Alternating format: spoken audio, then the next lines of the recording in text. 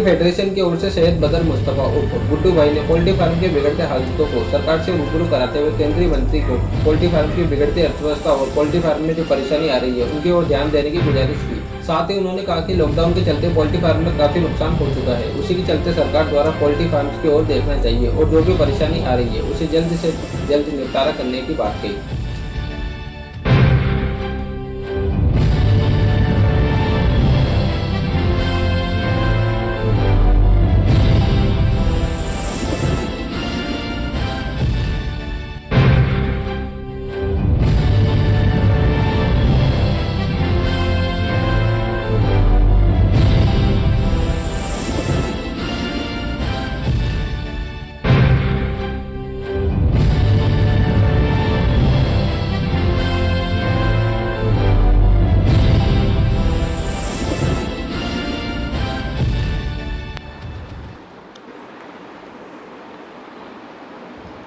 अस्सलामुअलैकुम, नमस्कार।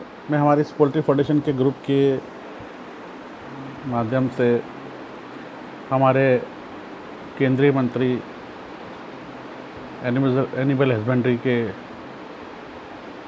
जनाब गिरिराज सिंह जी से मुखातिब हूँ। आपसे ये अर्ज़ है कि हमारे पोल्ट्री की जो हालत लॉकडाउन से पहले थी, अर्थव्यवस्था की गिरती हुई अर्थव्यवस्था की वजह से आपको अवगत करा दिया गया था। आपसे मीटिंग हुई हमारी इंडियन एसोसिएशन की तरफ से, आपने हमारी बातें अच्छी तरह सुनी। फीड कॉस्ट के बारे में आपको अवगत कराया गया, रेट के फ्लक्चुएशन के बारे में आपको अवगत कराया गया,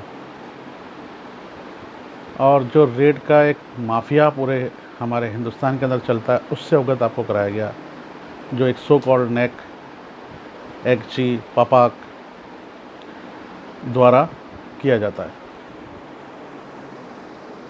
माननीय, मेरी आपसे ये गुजारिश थी कि आपने हमें आश्वासन दिया था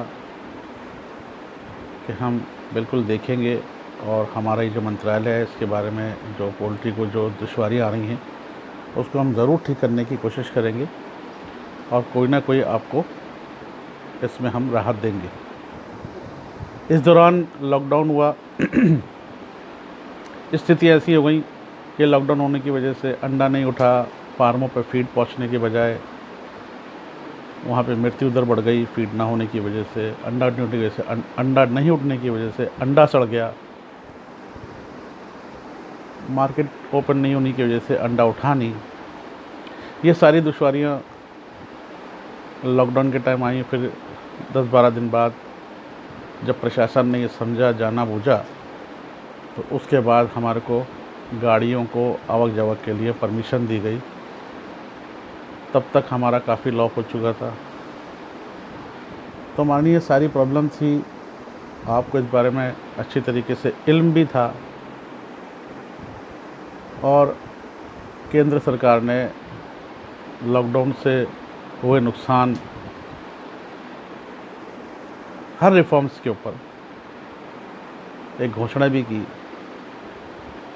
माननीय फाइनेंस मिनिस्टर ने इस पे खुलासा भी किया। लेकिन एक पोल्ट्री के नाते और एक पोल्ट्री फार्मर होने के नाते मुझे अभी तक भी कहीं ऐसा नहीं लगा कि फार्मर को कोई राहत दी गई।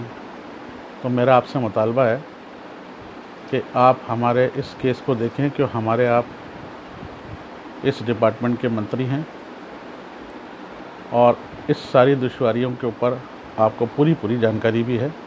तो मैं आपसे पुनः एक बार गुजारिश करूंगा कि आप मेहरबानी करके